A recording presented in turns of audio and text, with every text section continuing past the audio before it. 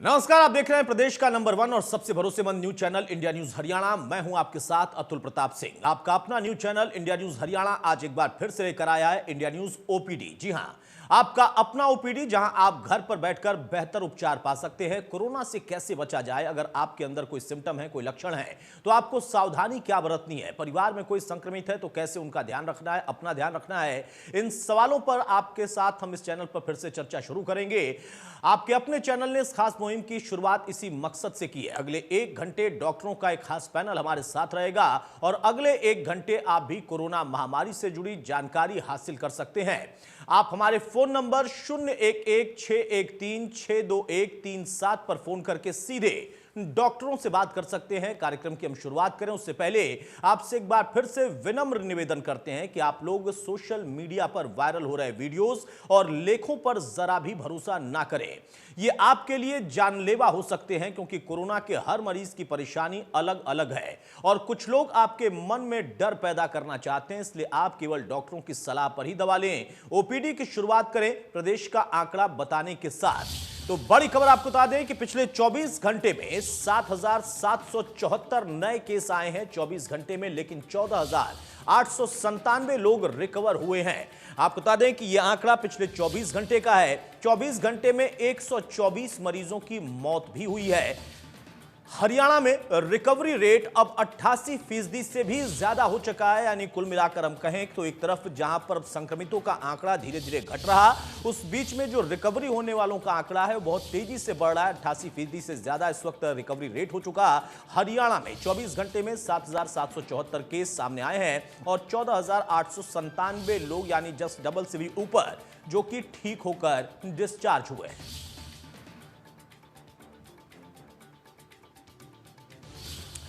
तो ये पिछले 24 घंटे का आंकड़ा, जहां पर 14,897 लोग रिकवर हुए हैं, संक्रमण को हराया है उन्होंने और उसके बाद डिस्चार्ज उनको किया गया है। उनकी हालत अब बेहतर है। हरियाणा में 24 घंटे में लेकिन 7,774 नए केस भी आए हैं। हालांकि पिछले दिनों की तुलना में लगातार इसमें गिरावट आ रही है और बेहतर खबर यही है कि जो 88% से भी ऊपर का रिकवरी रेट जा चुका है। चलिए तो हम ओपीडी की शुरुआत करते हैं। डॉक्टर शिवम परमार हमारे साथ जुड़ चुके हैं। ब्रह्मदीप भी हमारे साथ बहुत जल्द जुड़ेंगे। डॉक्टर शिवम, एक फिजिशियन के तौर पर आम सलाह क्या है उस पेशेंट के लिए भी जो कि संक्रमण का शिकार हुआ, या फिर उसके मन में अभी भी भय है, या उसके बाद उसके अंदर वीकनेस है, तमाम तरह के और सिम्टम्स हैं, तो आप लोग किस तरीके से उनको, कि अब वो सही हो गए, घर पहुंच गए, लेकिन अभी उनको कुछ महीनों तक और ख्याल रखना है?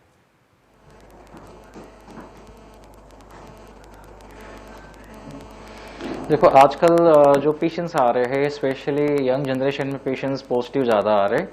ओल्ड एज वाले पेशेंट्स जो है वो कम हो रहे हैं, क्योंकि इसका रीज़न ये है कि भी कोविड के बाद, लॉकडाउन के बाद यंग जनरेशन्स काम के लिए, कुछ पर्सनल काम के लिए बाहर निकलना ज़्यादा हुआ है उनका। सो इस केस में जब भी अब बाहर जाते हैं तो बस यही एडवाइस है कि वो अपना कोई मास्क वगैरह पहन के रखे।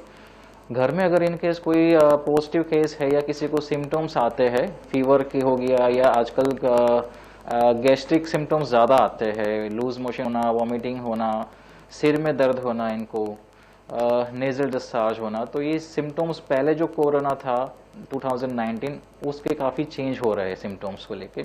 किसी को भी इस टाइप के कोई सिम्टम्स आते हैं तो प्लीज़ जितना जल्दी हो वो डॉक्टर की सलाह ले, अपना टेस्ट करवाए। स्पेशली कई लोग कोविड का ना रैपिड टेस्ट करवाते हैं, तो रैपिड टेस्ट ऑलमोस्ट जो होता है इनिशियल फेज में, मान के चलिए कि नेगेटिव दिखाता है वो। जब इनका हम फॉलोअप करते हैं आरटीपीसीआर के लिए तो वो पॉजिटिव दिखाता है। एंड मान के चलो किसी पेशेंट्स को कोई सांस की दिक्कत स्टार्ट होती है, ऑक्सीजन लेवल इनका नीचे जाता है, तो वो जितना जल्दी हो वो सीटी स्कैन ज़रूर करवाए वो, ताकि उसकी बीमारी का कितनी, कौन से लेवल पे है, कितना स्कोर है उसका, सीटी स्कैन के हिसाब से उसकी जल्दी से जल्दी ट्रीटमेंट स्टार्ट हो सके। ठीक है डॉक्टर शिवम, हमारे साथ दर्शक भी अब जुड़ने लगे हैं। तमाम दर्शक हमारे साथ जुड़कर अपनी जो शिकायत होगी या जो उनका सवाल होगा वो आपसे जवाब लेंगे। जिले सिंह हमारे साथ हिसार से जुड़ा है। बताइए जिले सिंह साहब, क्या सवाल है आपका? नमस्कार जी। अपनी बात रखिए, सवाल पूछिए आप। तो सर, मैं 1 मई को टेस्ट करवाया था, मैं पॉजिटिव हो गया था। तो अभी हम ठीक महसूस कर रहे हैं, तो हमें क्या दोबारा टेस्ट करना जरूरी है या नहीं है? कितने दिन पहले आप पॉजिटिव से नेगेटिव हुए हैं?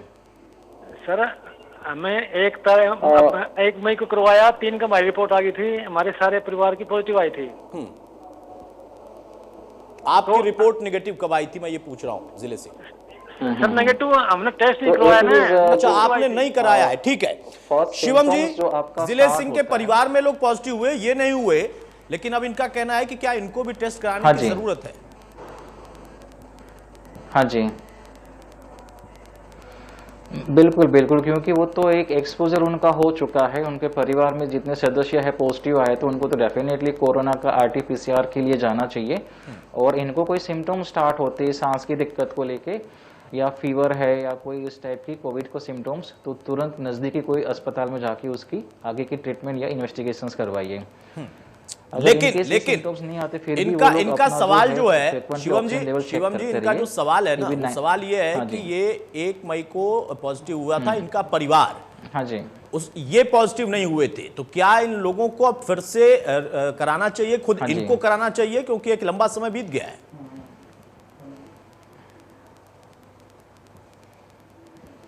हाँ, इनको भी कराना चाहिए अगर उनके परिवार वाले कोविड पॉजिटिव हो चुके हैं, और भले मान के चलो वो सिम्टम्स फ्री भी है। So I think it is around 10 to 15 days almost हो चुके हैं उनको, तो एक बार उनको RT-PCR के थ्रू करना चाहिए कि वो अभी नेगेटिव आ रहा है क्या आ रहा है, तो उनके परिवार को भी ठीक करना है। तो चाहिए। जिले और सिंह इनको साहब, भी डॉक्टर करवाना शिवम चाहिए का टेस्ट सुझाव के लिए। आपके लिए है कि आप और आपका परिवार फिर से जरूर आप लोग टेस्ट करा लें, उससे एक कम से कम क्लियर पिक्चर हो जाएगी कि हाँ अभी भी क्या उनके अंदर सिम्टम्स हैं, और अगर इतने दिन के बाद कोई सिम्टम और कोई तकलीफ नहीं बढ़ी है तो फिर उसका परिणाम क्या है। तो आप अपना टेस्ट, अपने परिवार का टेस्ट फिर से करा लें। बहुत शुक्रिया हमारे साथ जुड़ने के लिए।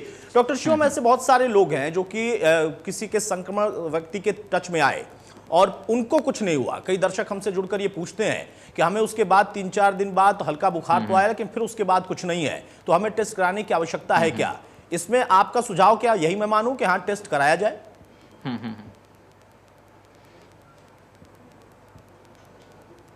अगर आपको किसी के संपर्क में आने से मान के इनका इंक्यूबेशन पीरियड होता है 5 to 7 डेज का, और उन दौरान या उसके 5 to 7 डेज के बाद फीवर आता है, तो उनको टेस्ट के लिए जाना चाहिए, चाहे एसिम्टोमेटिक भी क्यों ना हो वो। हमारे पास वैसे भी कोई पेशेंट्स आते हैं जिनका RT-PCR पॉजिटिव आता है, लेकिन उनकी हिस्ट्री बस यही होती है कि उनको 1 दिन के लिए बुखार आया था, उसके बाद वो पेशेंट ठीक रहता है, ना उनको कोई सांस की दिक्कत होती है ना कोई खांसी होती है, लेकिन उनका रिपोर्ट पॉजिटिव जरूर मिलता है। ठीक है। एक दर्शक गुरुग्राम से हरिओम हमारे साथ जुड़ रहे हैं। हरिओम, अपना सवाल आप पूछें। तो उनको कोई सिम्टम्स भी होते हैं तो करिए। डॉक्टर साहब, मैं ये पूछना चाहता हूँ, इस बीमारी में जो व्यक्तियों को हो हरिओम, सबसे पहले टेलीविजन का वॉल्यूम वहां पर कम कर दीजिए, वरना आप बोलेंगे फिर मैं बोलूंगा और दोनों बातें क्लब होंगी, रिपीट होंगी। फिर अपना सवाल पूछें। सर, मैं निवेदन करना चाह रहा था कि जो वैक्सीन लगवा रहे हैं उन व्यक्तियों को कोरोना होने के कितने दिन बाद वैक्सीन लगवानी चाहिए? कोरोना जिनको हुआ है उनको कितने दिन बाद वैक्सीन लगवानी चाहिए, आपका ये सवाल है? जी ठीक है। शिवम जी,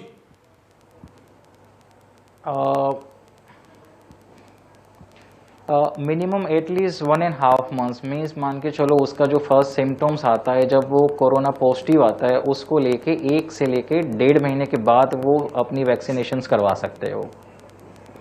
उससे पहले करना ज़रूरी नहीं है उनके लिए, क्योंकि ऑलरेडी उनके शरीर में थोड़ा बहुत वायरस लेवल तो होता ही है, एंड जो ये वैक्सीन्स जो है वो भी एक लाइव वैक्सीन ही है। ठीक है। तो मिनिमम 1.5 month का वेट और ऐसे करिए तमाम दर्शक कोविड इस बात के को बाद, समझ उसके लें बाद आप कि लगा बहुत सकते सारे हैं। ऐसे लोग जिनको कोरोना हुआ वो पॉजिटिव हुए, फिर नेगेटिव हुए, तो उनको जो वैक्सीन लगवाने का समय 1 से 1.5 महीने का रहता है, क्योंकि आपके अंदर वैसे ही अपने आप में एंटीबॉडी है, लेकिन 1 से 1.5 महीने के भीतर आप फिर से वैक्सीन लेकिन जरूर लगवा लीजिए। एक दर्शक और हमारे साथ सुनील जुड़ रहे हैं। सुनील, बताइए क्या सवाल है आपका? हेलो, सवाल अपना पूछे सुनील।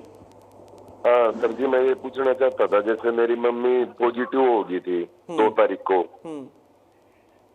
तो उसके बाद मैंने जैसे अपने 2 बार टेस्ट करवा लिए जी, तो मेरी रिपोर्ट नेगेटिव आई है जी।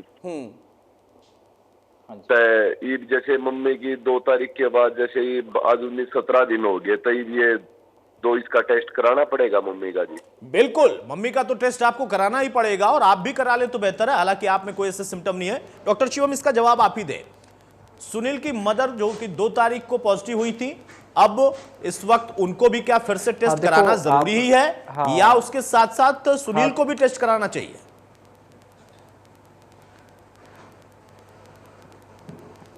देखिए, इनके मदर को जो पॉजिटिव आया है तो सबके लिए यही एडवाइस है, जो भी पेशेंट्स पॉजिटिव आता है उनको 10 की 15 डेज के बाद एक बार कोविड आरटीपीसीआर जरूर करवाइए वो, ताकि स्टेटस पता चल जाए कि वो कैसा है, नेगेटिव आ रहा है या पॉजिटिव आ रहा है।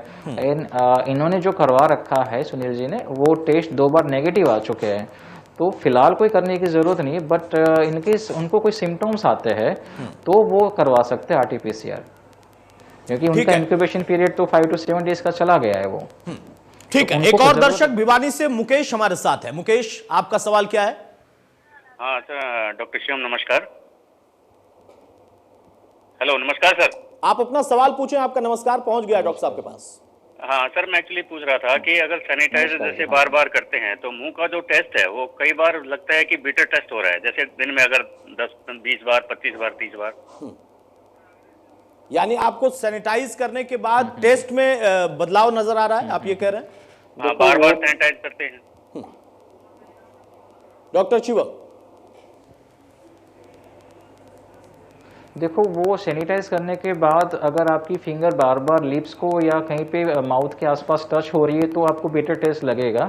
और अगर फ्रिक्वेंटली आपको सैनिटाइज करना पड़ता है तो कम से कम 3 से 4 बार उसके बाद आप प्लेन वाटर से हैंड वॉश जरूर कर लीजिए, ताकि वो उसका जो एक अल्कोहल का टेस्ट होता है वो चला जाएगा आपका, तो उसकी वजह से आपको बीटर टेस्ट नहीं आएगा फिर। ठीक है जी। तो उन लोगों के लिए भी ये सुझाव है जिनको इस तरीके की समस्याएं हैं। दर्शक हमारे साथ लगातार जुड़े और भी दर्शक हमारे साथ जुड़ सकते हैं। मौजूदा दौर में देखिए, सबसे अहम चीज हो जाती है कि आप तक सही जानकारी पहुंचे, सटीक जानकारी पहुंचे। डॉक्टर शिवम, आज कोरोना की सेकेंड वेव, थर्ड वेव को लेकर एक आशंका और उसकी हमारी पहले से प्लानिंग, तैयारी, हरियाणा सरकार भी उसके लिए अपने स्तर पर देखें तो युद्ध स्तर पर तैयारी कर रही है। लेकिन उसके बीच में एक फंगस भी आ जाता है और फिर डर बढ़ जाता है। डर की वजह से भी बहुत सारे लोग या तो टेस्ट नहीं करा रहे या कुछ इतना डर गए हैं कि टेस्ट पे टेस्ट कराए जा रहे हैं, और कुछ इतना डर गए हैं कि उनका कहना है कि वैक्सीन लगवा के भी कुछ नहीं होगा। ये डर भी दूर होना जरूरी है।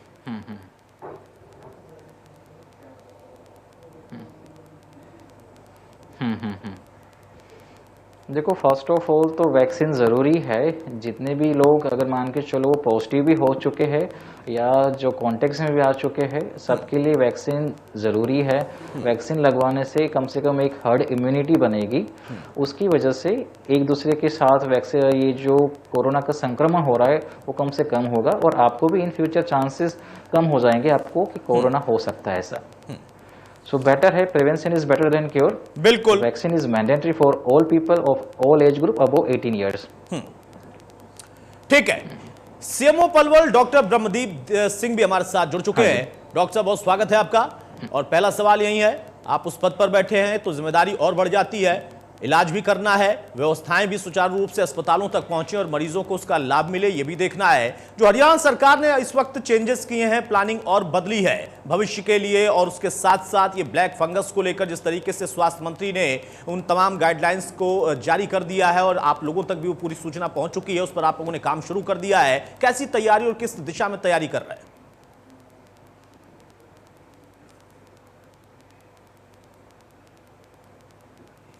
रोज मंथन रहता है। हमारे मुख्यमंत्री एक्टिवली आप देख सकते हैं कि इन्वॉल्व है इस सब के अंदर, और हमारे जो स्वास्थ्य मंत्री हैं फ्रंट में आकर खुद इस बारे में अपने प्रयास लगातार कर रहे हैं। अगर अपने जिले की बात करें या प्रदेश की बात करें जी, तो मैं कहना चाहूंगा कि सबसे जो ज्यादा जरूरी चीज थी वो ये थी कि लोगों को ऑक्सीजन मिल पाए, और जो क्योंकि इसके अंदर कोविड के केसेस के अंदर जो मेन स्टे ऑफ थेरेपी था वो ऑक्सीजन ही था, तो ऑक्सीजन की समुचित व्यवस्था लगातार रही। किसी एक दो गिने चुने केसेस के अलावा अगर मैं अपने जिले की बात करूं तो हमारे यहाँ इवन एक भी ऐसा केस नहीं रहा जिसमें ऑक्सीजन ना मिल पाई हो। हाँ, ये जरूर कह सकते हैं कि मृत्यु हुई है, क्योंकि बीमारी ऐसी है जो कि जानलेवा बहुत केसेस में रहती है, लेकिन ऐसा नहीं कि इलाज की कमी से मृत्यु हुई। दूसरी बात अगर मैं कहना चाहूंगा कि इसके संदर्भ में जो दवाइयां हैं वो लगातार सप्लाई चेन मेंटेन रही। शुरुआत में कुछ दिनों के लिए हिकअप्स थे, लेकिन उसके बाद सप्लाई चेन मेंटेन रही। चाहे रेमडेसिविर की बात करें या टोसिलिजुमैब की बात करें, वो लगातार उपलब्ध रही। अगर मैं अपने जिले की बात करूं, उसमें भी उपलब्ध रही। तीसरी बात जो अब आ रही है वो है क्योंकि लगातार स्टेरॉइड्स का यूज किया, या एक ग्रुप ऐसा है जिनकी इम्यूनिटी कम रहती है, उन लोगों में post Covid black fungal infection और माइकोसिस के चांसेस ज्यादा हैं।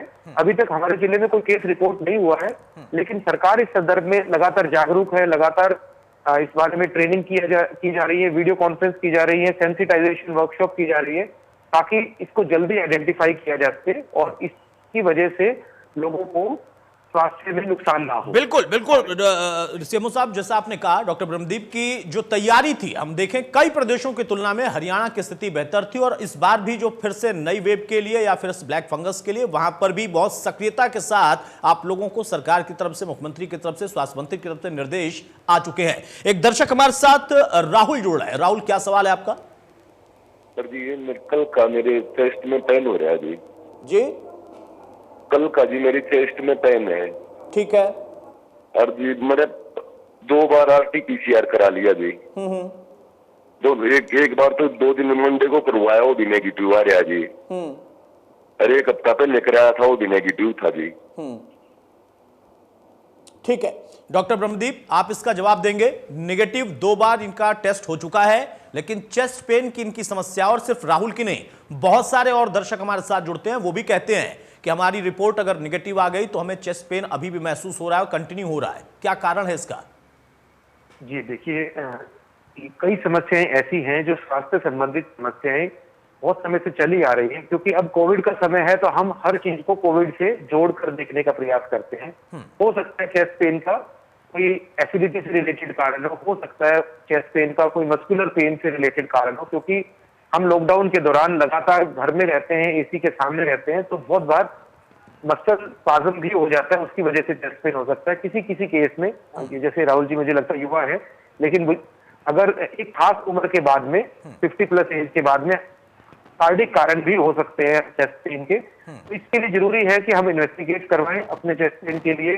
ECG करवाना, चेस्ट एक्सरे करवाना वो भी जरूरी है। खाली RT-PCR नेगेटिव होने से ये मुझे लगता है काफी नहीं है, और जागरूक और होना जरूरी है। इस संदर्भ में इन्होंने खुद ध्यान दिया, और अगर लगता है कि कोई ऐसा पेन किलर वाला कारण है या एसिडिटी वाला कारण है, तो वो तो उसके माध्यम से आप इलेक्ट्रॉनिक मीन से कंसल्ट करके इलाज प्राप्त कर सकते हैं। हरियाणा सरकार की ई-संजीवनी OPD चलती है, जो ऑनलाइन आप ई-संजीवनी ऐप को डाउनलोड करके कभी भी इसके लिए OPD आवर्स में कंसल्ट कर सकते हैं। देखिए, एक अच्छी सूचना आपको एक बार फिर से मिल गई राहुल।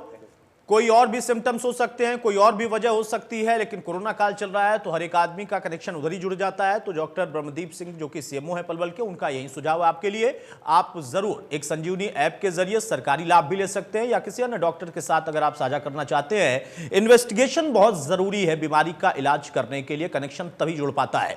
एक दर्शक और हमारे साथ सुरेश जुड़े हैं झज्जर से। बताइए सुरेश, क्या सवाल है आपका? हाँ जी, सवाल पूछे अपना।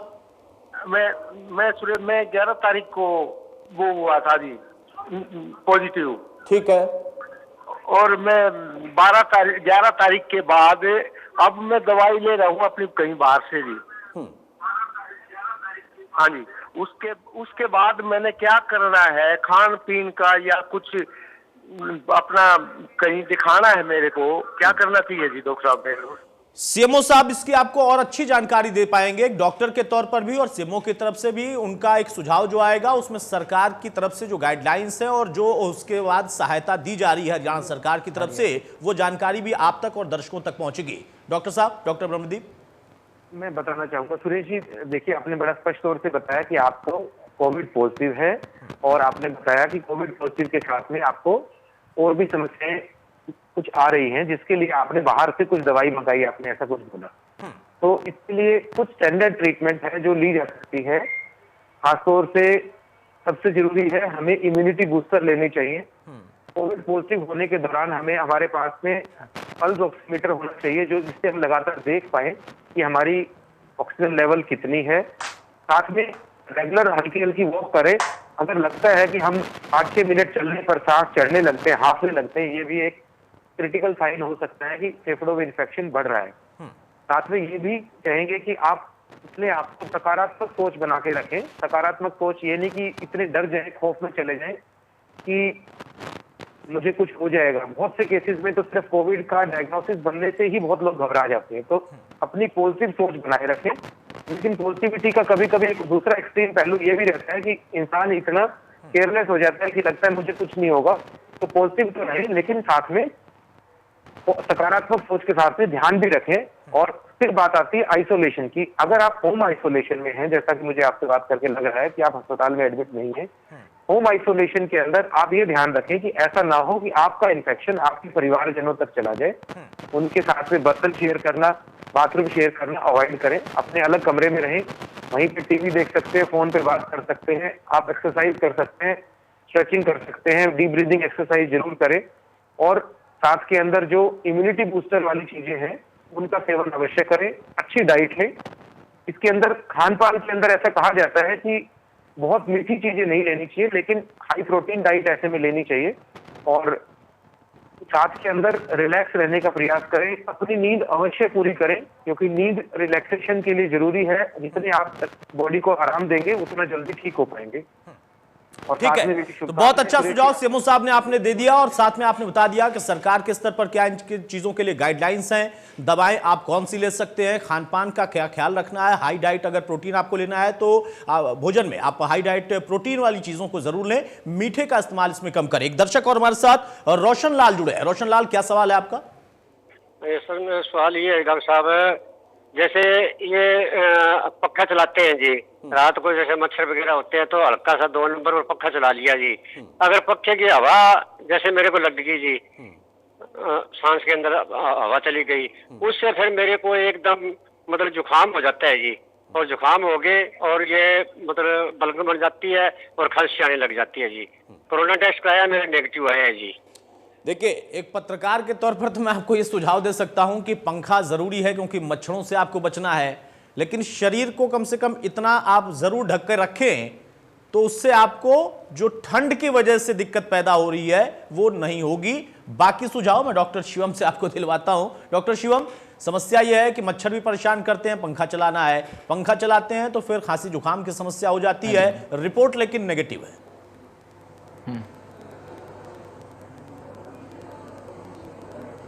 देखो, जरूरी नहीं है कि हर एक सिम्टम्स जो है उसमें कोरोना का टेस्ट करवाना चाहिए या उसको लेके पॉजिटिव आना चाहिए। हो सकता है आपको उस चीज़ को लेके ठंडी हवा से लेके एलर्जी हो सकती है, जैसे आप कह रहे हो कि आपको खारिश होने लगती है, खांसी होने लगती है, कोल्ड होने लगता है। सो ये बेसिकली सिम्टम्स है कि आपको एलर्जिक है, तो आप उसका एलर्जी के टेस्ट भी होते हैं वो करवाइए, उसके अकॉर्डिंग आप ट्रीटमेंट लीजिए तो कुछ नहीं होगा आपको। अगर पंखे के साथ अगर एसी की चलाते हो साथ में तो एसी ये है कि भी आप बंद करके ही रखिए उसके साथ आप प्लीज़। तो रोशन लाल जी, एलर्जिक हो सकते हैं आप, एलर्जी की समस्या हो सकती है ठंड की वजह से और ये बहुत कॉमन सिम्टम है और इसमें ट्रीटमेंट भी हर जगह पर उपलब्ध होते हैं, किसी भी डॉक्टर से आप संपर्क साध सकते हैं। डॉक्टर शिवम, यहाँ पर देखिए कई अलग अलग तरीकों के सवाल आते हैं, उसको अगर हम देखें तो कोई कहता है कि पथरी है तो वैक्सीन लगवाएं कि नहीं लगवाएं, कुछ लोगों की वाकई गंभीर बीमारी है और उसमें भी वैक्सीन उनके लिए सही है, वो लगवा सकते हैं, लेकिन डॉक्टरों की सलाह उनको जरूरी है। डॉक्टर उनको रिकमेंड करेंगे कि हाँ वैक्सीन आप लगवाइए, आपकी अगर हार्ट की प्रॉब्लम है तो उसमें जो मेडिसिन चल रही हैं उनका वो डोज कम करेंगे, कुछ दिन के लिए रोकेंगे या फिर जो भी सुझाव होगा, ये चीजें डॉक्टरों की सलाह से ही करें तो बेहतर है।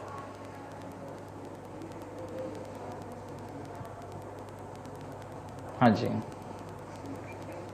बिल्कुल बिल्कुल। एक्चुअली वैक्सीन का ये है आपका कि कुछ लोग ऐसे भी होते हैं कि जिनको थोड़ा बहुत फीवर आता है वो भी वैक्सीन लगवाने चले जाते हैं। हमारे पास केसेस भी ऐसे आते हैं। तो एडवाइस तो यही है उनके लिए कि अगर आपको कोई सिम्टम्स है फिलहाल राइट नाउ, कोई खांसी वगैरह है, माइल्ड फीवर भी है, बॉडी पेन भी है, तो उस टाइम पे आप वैक्सीन मत लगवाइए। पहले उसका टेस्ट करिए आपको कि बेसिकली सिम्टम्स किसके रिलेटेड है, वो डायग्नोज करने के बाद ही अगर आप वैक्सीन लगवाइए तो बेटर रहेगा। ठीक है, एक दर्शक और फूल कुमार हमारे साथ है। फूल कुमार, क्या सवाल है आपका? मुझे एसिडिटी हो जाती है सर। जी, एसिडिटी की समस्या, कोरोना से इसका कोई ऐसे लेना देना नहीं है, लेकिन सीएमओ साहब Stay on the line. आप जिस व्यक्ति से बात कर रहे हैं। डॉक्टर ब्रह्मदीप, आप सुन पा रहे हैं मुझे? चलिए, शायद संपर्क नहीं है। डॉक्टर शिवम, आप सुन पा रहे हैं तो बताइए। बहुत सारे लोग इस फोरम पर कई और बीमारियों पे भी अपनी शिकायत करना चाहते हैं या उसका समाधान निकालना चाहते हैं। एसिडिटी की प्रॉब्लम इनको है।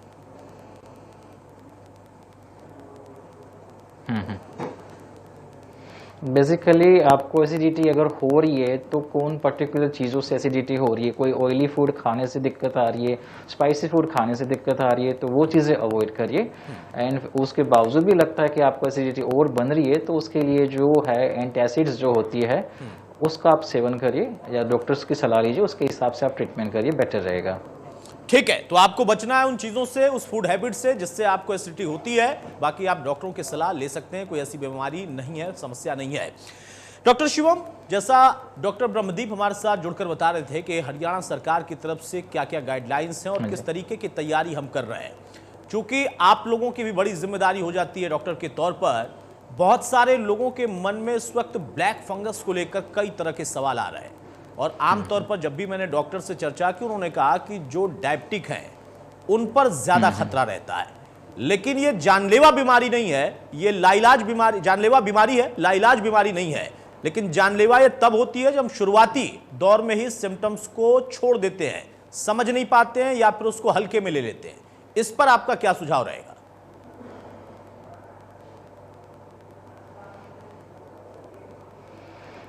स्पेशली फर्स्ट ऑफ ऑल तो अगर कोई पेशेंट सिम्टोमेटिक है वायरल फीवर को लेके और वो कहीं आरएमपी से ट्रीटमेंट ले रहा है, तो आजकल ट्रेंड है लोगों का कि भी स्टीरॉयड दे देना स्टार्टिंग से ही। अगर पेशेंट ऑक्सीजन पे नहीं है, उसको कोई सांस की दिक्कत नहीं है, तो बिना डॉक्टर की सलाह लिए वो डायरेक्ट स्टीरॉयड्स पे ना जाए। और सेकेंड चीज़, अगर पेशेंट्स कोई कीमोथेरापी पे है, कोई जिसको कोई रीनल ट्रांसप्लांट का पेशेंट है, कोई मान के चलिए कि कोई ब्लड कैंसर का पेशेंट है जिनको कीमोथेरापी या कोई वैसी मेडिसिन चल रही है, दूसरे पेशेंट्स डायबिटिक है, तो इन सब से ये है कि भी जितना हो सके उतना स्टीरॉयड कम से कम यूज़ करें। एंड अब डायबिटिक पेशेंट्स के लिए कि भी शुगर मेंटेन करिए, वो सबसे ज़्यादा इंपॉर्टेंट ये है उनके लिए। जी, जो डायबिटिक पेशेंट है उनको भी शुगर जो है उसका एक हमेशा मेजरमेंट करना पड़ेगा, डॉक्टर से सलाह लेनी पड़ेगी। लेकिन अन्यथा कोई बहुत सारे ऐसे लोग हैं, पता चल रहा है कि वो अपने घर में ही आइसोलेट है और वहीं पर खुद से स्टेरॉइड ले रहे हैं। कितनी मात्रा लेनी है नहीं लेनी है पता नहीं, लेकिन वो ले रहे हैं क्योंकि उनको लगता है कि यही एक आखिरी दवा है और इसी से बचाव है। बहरहाल डॉक्टर ब्रह्मदीप भी हमारे साथ जुड़ चुके हैं। एक और दर्शक इसी बीच में हमारे साथ जुड़े थे, लालचंद जी, सवाल क्या आपका? मेरी बीपी हाई रहती है और थकान ज्यादा रहती है, इसमें तो कोई कोरोना से लेना देना तो नहीं है ना? एक बार फिर से अपना सवाल पूछिए, आपकी आवाज थोड़ी कम आ रही है।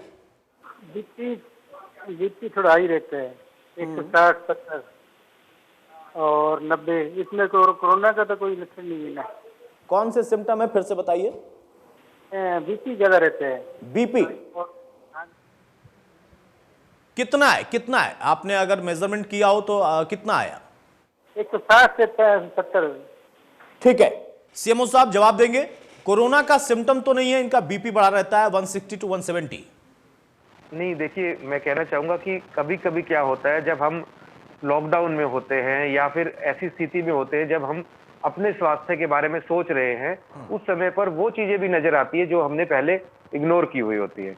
और यही शायद इनके साथ हो रहा है कि लालचंद जी के साथ में, कि इन्होंने पहले भी कभी बीपी नहीं ध्यान दिया होगा या हो सकता है हल्का फुल्का रहा हो, लेकिन जो हमारी दिनचर्या रहती है जिसमें रोज की भाग दौड़ अपने काम धंधे से लेकर, उसमें हमें समय नहीं मिलता कि हम अपनी स्वास्थ्य को देख पाए, ध्यान दे पाए। अभी हो सकता है कोविड नेगेटिव हो लेकिन बीपी इन्होंने चेक करवाया या इस प्रकार की जो समस्या, घर में फ्री है तो उस समय इन्होंने चेक की, तो अच्छी बात है। अगर हमें समस्या पता लगी है कि इनका बेसलाइन ब्लड प्रेशर ज्यादा है, इन्हें अपनी ब्लड प्रेशर की दवाई 2, 3, 4 सीटिंग तक चेक करें। बीपी अगर ज्यादा है तो बीपी की दवाई चाहे आयुर्वेदिक हो, होम्योपैथिक हो, एलोपैथिक हो, कोई भी दवाई जरूर लेनी चाहिए। और साथ में जीवन शैली को एक्टिव बनाना चाहिए, जिससे कि डीप ब्रीदिंग एक्सरसाइज उसके अंदर एक्टिव लाइफस्टाइल रहे, ताकि ब्लड प्रेशर कम हो। और साथ में नमक का सेवन हल्का सा कम कर लेना चाहिए। ठीक है, तो आप ये सुझाव जो कि डॉक्टर ब्रह्मदीप सीएमओ साहब ने दिया है इसको अपनाएं। आपने पहले इग्नोरेंस की, लेकिन अब आपको इसका पता चला है तो उसकी अब रेगुलर कम से कम मैपिंग होनी चाहिए। एक और दर्शक हमारे साथ रामचंद्र जुड़े हैं यमुनानगर से। बताइए रामचंद्र जी, क्या सवाल है आपका? करमचंद है जी, करमचंद जी। ठीक है, विक्रमचंद जी बताइए। हाँ जी, तो जो जैसे थायराइड वगैरह है हल्की फुल्की जी, तो उसमें वैक्सीन ले सकते हैं जी? आपको थायराइड की समस्या है? हाँ जी। ठीक है सीएमओ साहब, मैं चाहूंगा कि इस एक सवाल का तो जवाब आप दें एक डॉक्टर के तौर पर, लेकिन साथ में सीएमओ के तौर पर आप पलवल के लोगों के लिए, पूरे प्रदेश के लोगों के लिए और देश में भी लोग तमाम देख रहे हैं उनके लिए भी, जो सरकारी इसके लिए व्यवस्थाएं हैं जागरूकता की, कि ऐसे कई लोगों की शंकाएं हैं, उसको कैसे आप लोग दूर कर रहे हैं, ये भी मैं जानना चाहूंगा। बहुत बढ़िया जी, आपने अतुल जी सही समय सही सवाल पूछा है। इन्होंने जैसे बताया कि इनको थायराइड की समस्या है, इसी प्रकार के सवाल जब सबसे पहले वैक्सीन हमने लगानी शुरू की हेल्थ केयर वर्कर्स को, उस समय पर सवाल ये आने लगे कि मुझे तो थायराइड है, मुझे शुगर है, मुझे बीपी रहता है, तो मैं तो दवाई नहीं ले सकता। इस प्रकार के सवाल हमारे हेल्थ केयर वर्कर्स के मन में भी थे, लेकिन धीरे धीरे करके वो भ्रांतियां दूर होती गई, क्योंकि जो अगर ऐसी किसी को इलनेस है जो कि नॉन कम्युनिकेबल इलनेस या फिर क्रोनिक इलनेस इसको कह सकते हैं, उन्हें भी वैक्सीन लेना आवश्यक है और लाभकारी है। तो अगर किसी को थायराइड है तो ऐसा नहीं कि उन्हें हिचकना चाहिए और जरूर वैक्सीन लगवानी चाहिए। और इस संदर्भ में सबसे जरूरी है आईईसी सरकार द्वारा लगातार इस संदर्भ में वीडियो मैसेजेस के माध्यम से या फिर आईईसी के बैनर्स के माध्यम से या फिर इस प्रकार के कार्यक्रमों के माध्यम से, और फिर जो हम अपने जिले में जो हमने किया हुआ है वो एक हेल्पलाइन शुरू की गई है, जिसका मैं नंबर बता सकता हूँ। लैंडलाइन नंबर है 240022 240023 एंड 240024। इन नंबर्स पे कॉल करके हम पूछ सकते हैं किसी भी प्रकार का सवाल हो। ऐसे ही एक लैंडलाइन एक और नंबर है 1950, जिसपे इस प्रकार के सभी सवालों का जवाब मिल जाता है। किसी भी प्रकार की भ्रांति हो उसे दूर अवश्य करें, मन में शंका ना रखें। और वैक्सीन आप देख सकते हैं कि इतने करोड़ों लोगों ने लगवा ली है, और क्योंकि ये सुरक्षित है इसीलिए इसको देखते हुए जोश अलग ही बनता पड़ रहा है। सब लोग चाह रहे हैं कि वैक्सीन लगे, और वैक्सीन एक प्रभावी तरीका है कोविड से बचने के लिए। हो सकता है कुछ ऐसे लोग हों जिन्हें वैक्सीनेशन पूरी करने के बाद में भी कोविड हुआ हो, लेकिन ऐसा देखने में आया है कि जिनकी वैक्सीनेशन पूरी हो चुकी है, दोनों डोज लग चुकी है और उससे भी 15 दिन हो चुके हैं, उनमें अगर कोविड होता भी है तो या तो एसिम्टोमेटिक होता है या सिम्टम आते भी हैं तो इतने कम कि उन्हें एडमिट होने की नौबत नहीं आती, और सर्वाइवल रेट उनका औरों से बेहतर रहता है। इस वजह से यही कहेंगे कि आप कोरोना अभी कम जरूर हो रहा है लेकिन गया नहीं है, और दोबारा आने की संभावना भी हो सकती है, तो वैक्सीनेशन अवश्य करवाएं। बिल्कुल सही। और ये तमाम चीजें सरकार अपने स्तर पर लगातार अपने प्रशासनिक तंत्र के जरिए लोगों तक सूचना भी पहुंचाने का काम कर रही। बकायदा खुद डॉक्टर ब्रह्मदीप सिंह ने बताया कि उन्होंने अपने जिले में क्या व्यवस्थाएं की हैं, नंबर्स भी हैं, उन नंबर्स पर भी लोग अपनी शंकाओं का भी निवारण कर सकते हैं। संजीवनी ऐप जो सरकार की तरफ से बनाया गया है उस पर भी आप अपने आप को रजिस्टर करके वहां से भी सुझाव ले सकते हैं, और अपना अगर कोई समस्या है उसके उपचार के लिए आप उस पर अपने आप को कनेक्ट कर सकते हैं। एक दर्शक हमारे साथ विनोद जुड़ रहे हैं। विनोद बताइए क्या सवाल है आपका?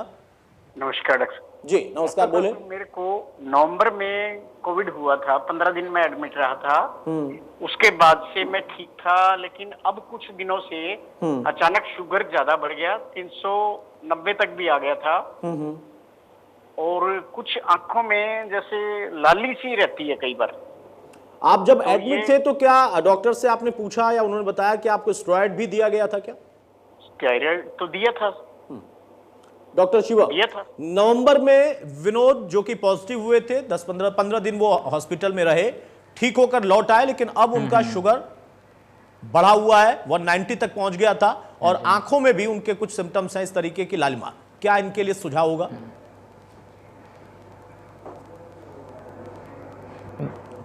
देखिए फर्स्ट ऑफ ऑल तो जब उस टाइम पे स्टेरॉइड दिए हुए हैं वो तो टेम्परेरी होती है इफेक्ट उनकी, एट प्रेजेंट उनकी इफेक्ट नहीं रहती है। तो नवंबर का ऑलमोस्ट 5 मंथ्स हो चुके हैं। अगर शुगर लेवल बढ़ी उसके रीजंस बहुत सारे होते हैं, और शुगर लेवल बढ़ने से भी कई बार आंखों की प्रॉब्लम स्टार्ट हो जाती है। स्पेशली जैसे मान के चलो उनको कोई धुंधला दिखता है, डबल विजन्स दिखता है, तो फर्स्ट ऑफ ऑल कि वो सबसे पहले आंखों को चेकअप जरूर कराइए। रेटिनोपैथी के सिम्टम्स में भी कंजक्टिवल हेमरेजेस टाइप का कि जिनको उनको जैसे लाली होती है उस टाइप के रहते हैं, तो वो आंखों का चेकअप फर्स्ट ऑफ ऑल कराइए। उसके साथ साथ वो अपना शुगर लेवल भी कंट्रोल में रखिए कोई एंडोक्राइनोलॉजिस्ट या कोई जनरल फिजिशियंस को भी दिखा के अपना शुगर लेवल कंट्रोल में रखवाइए। वो ये कोई और देखिए symptoms COVID को शुगर लेवल related इस नहीं है। वक्त कंट्रोल में रखना बहुत जरूरी भी है। जो डायबिटिक पहले से थे या जो अभी इस वक्त किसी वजह से डायबिटीज उनकी बढ़ रही है, ब्लैक फंगस का उस पर ज्यादा प्रभाव होता है। ये हम डराने के लिए नहीं कह रहे हैं, बल्कि हम एक जानकारी के तौर पर इस बात को दोहरा रहे हैं, क्योंकि डॉक्टर्स बार बार इस बात को कह रहे हैं आपको अपना शुगर हमेशा मेंटेन करके रखना है। उसके लिए दवाएं लें या फिर उसके साथ साथ जो भी प्राणायाम, व्यायाम, एक्सरसाइजेज जिसकी वजह से आपका वो लेवल मेंटेन रहे। एक और दर्शक हमारे साथ करमचंद हमारे साथ है। बताइए करमचंद, क्या सवाल है आपका?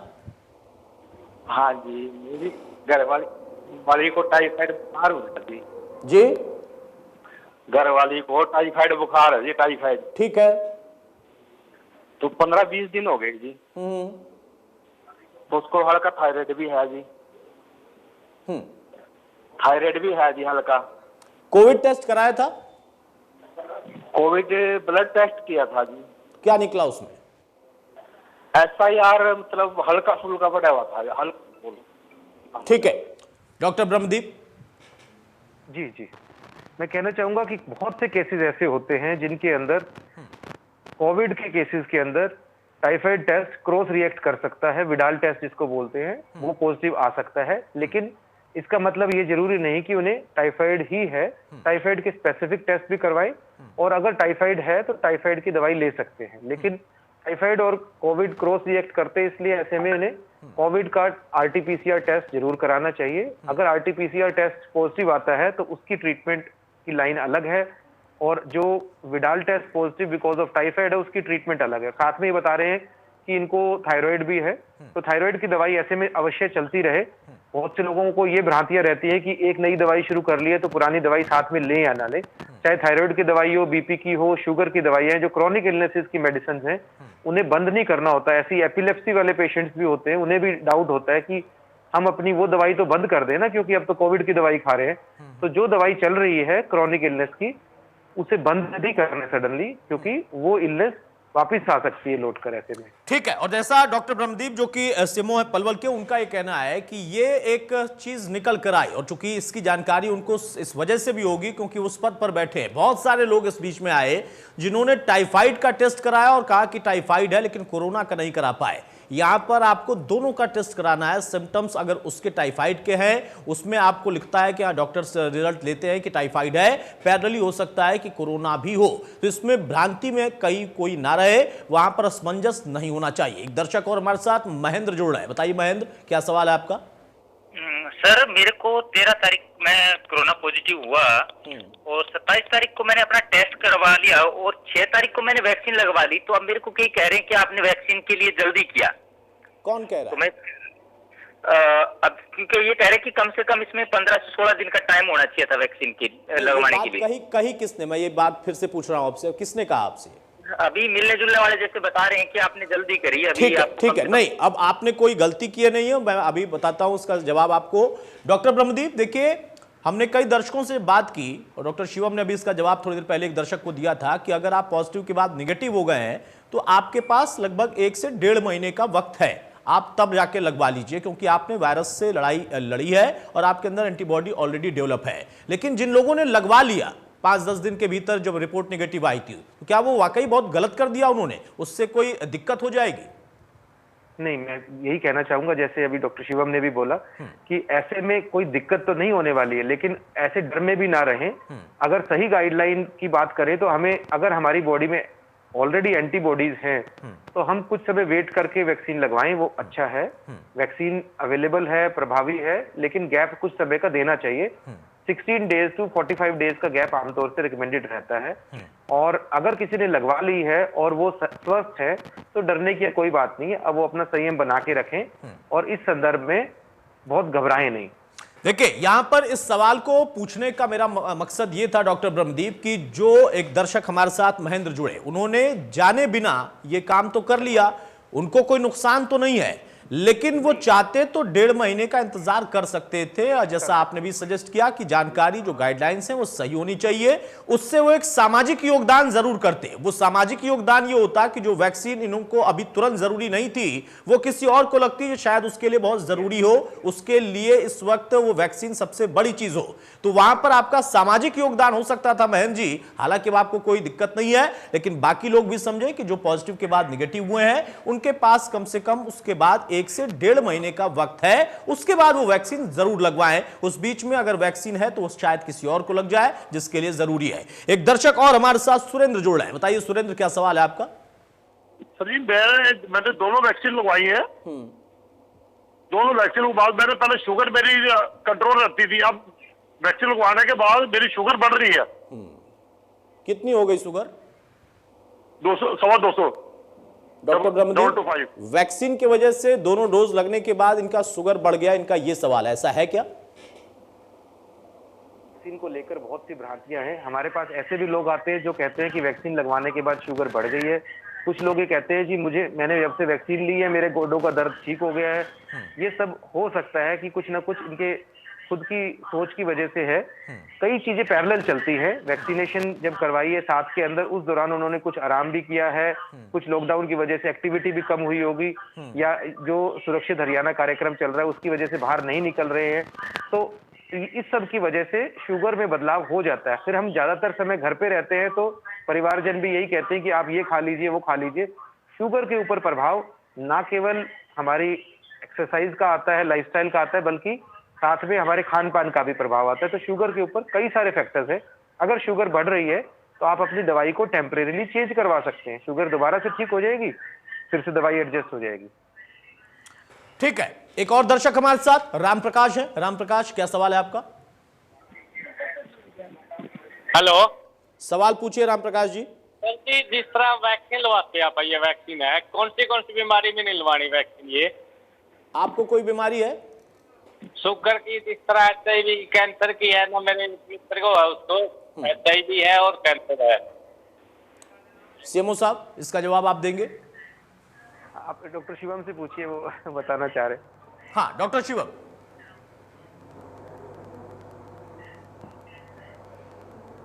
हाँ जी, देखिए वैक्सीनेशन तो हर एक केस में ज़रूरी है, बट मान के चलिए कोई पेशेंट कीमोथेरापी पे है, जो कैसे कह रहे कैंसर पेशेंट है, तो उनके लिए फ़िलहाल ये वैक्सीन जो है थोड़ा प्रॉब्लम क्रिएट कर सकती है। बट डायबिटिक पेशेंट्स है, कोई किडनी पेशेंट्स है, उनके लिए बेशक है कि वो वैक्सीन लगवा सकते हैं। इवन थायराइड बीमारी वाले पेशेंट्स भी लगवा सकते हैं, तो ऐसा कोई कॉन्ट्राइंडिकेशंस नहीं है वैक्सीन इन लोगों के लिए।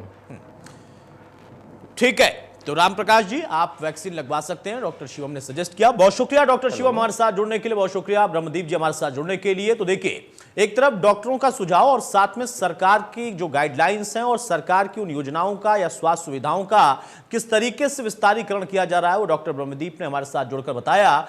कई ऐसी चीजें हैं जो कि हरियाणा सरकार ने अपने स्तर पर, राज्य स्तर पर शुरू करके रखी हैं, राज्य सरकार की जिम्मेदारी के तहत, और उसका लोग लाभ भी ले रहे हैं। लेकिन बहुत सारे लोगों को इसकी जानकारी नहीं रहती है, नहीं है सूचना, तो वो लोग भी इसके बारे में जरूर जागरूक हों, उसका लाभ भी उनको मिलेगा। नमस्कार।